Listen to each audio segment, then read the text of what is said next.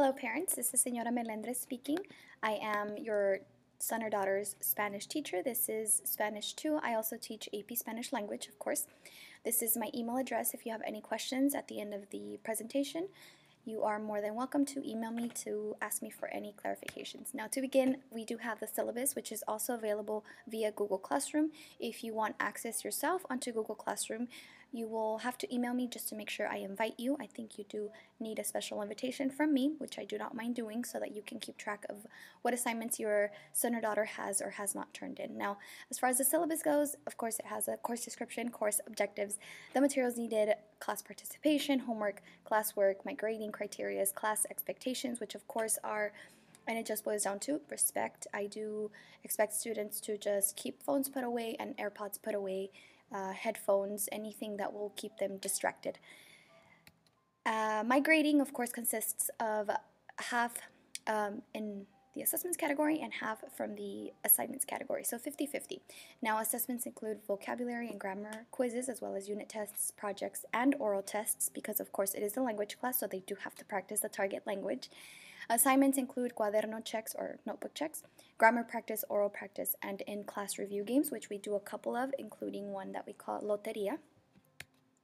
The materials needed for the class are a fully charged Chromebook, a pen, pencil, highlighter, as well as their class notebook. The resources that we use in this class on a daily basis are the online textbook that they can access from their waffle, which students do know how to access. They do have a hard copy of the textbook at home. Google Classroom as well, which is where they turn in a lot of their assignments. Their digital agenda, which can also be found via Google Classroom, as well as the table of contents. And the last two are just to keep everybody organized and aware of what's going on in the class. One of the websites that we're working very closely with this year is twistedwave, which is where the students can record their voices to practice the target language. As I said, of course, we'll be doing a lot of that. And that's just to make things quicker, because I do have up to 40 students in one class, and I can't spend 3-4 days having kids come up into class. So recording on Twisted Waves makes it easier for everyone, teacher as well as them. Now, a couple of reminders. I do want to tell you that if a student is absent, please remind them to check their digital agenda to see any work that they have missed. And they do get up to 2 works to turn in late work, meaning work that they missed while being absent. Any work that they have missed, though, will be put in as a 0 in order to tell myself as well as them that they have not turned it in, because then I will forget to go back. So a 0 will trigger both myself and the student to ask questions or to remind each other why it is that they haven't turned it in. And any assignments that do appear ungraded, it doesn't affect their grade. It just means that they have not yet been entered. Now, I do want to take you back to the resources, and I want to show you a little bit about Google Classroom, which is what we're working very closely with. Google Classroom is where students turn in a lot of their assignments. And this is, if you want to ask them if there's anything missing, this is something that you might want to check if these have been turned in. Now, for now, a lot of the assignments we have done have been turned in through Google Classroom. We've only done 2 assessments thus far as well, done on Google Classroom, and that's always available for you to check.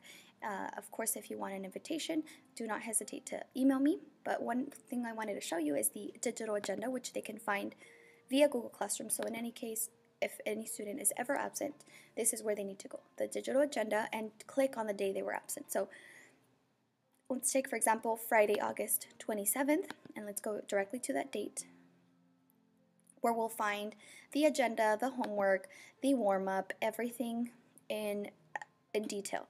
Of course, if students still have questions, they can always email me to ask. So on Friday, August 27th, they did work with, we watched a video in class, and they were to answer these questions. So any questions, any handouts are usually linked on here, as well as notes that they're taking in class. As you can see here, we have apuntes, or notes from their lección preliminar, which can be found on there. So if they're ever absent, they know what to do. I hope they know what to do, and you can always remind them to check their digital agenda. Now, if we go back on Google Classroom, we'll also find on the resources tab down at the bottom the table of contents, which is just what should be in their cuaderno thus far. Again, we are working very closely with both cuadernos, meaning notebooks, as well as Google Classroom. So half and half. Half of the work goes into the notebook, the other half goes into Google Classroom. Now, let's go back and check. Of course, the the The textbook is available through their Drive or their Gmail. I'll show you very quickly how to get to there. So this is what we call the waffle up at the top of either their Drive or their Gmail, and they have to scroll all the way down to where they get to HRW, which is our publisher of this book. We choose the school email to log in, which will take us directly to the dashboard, and from there we can go directly into the online textbook for level 2, because this is a level 2 Spanish class. So we go there and we click on the student edition. So every student does have access to this from their Chromebooks. Of course, they also have their hard copy at home. So if you have any questions regarding access to agendas or Google Classroom, do not hesitate to email me. I am more than happy to do that for you. This is Señora Melendres again, and thank you for watching.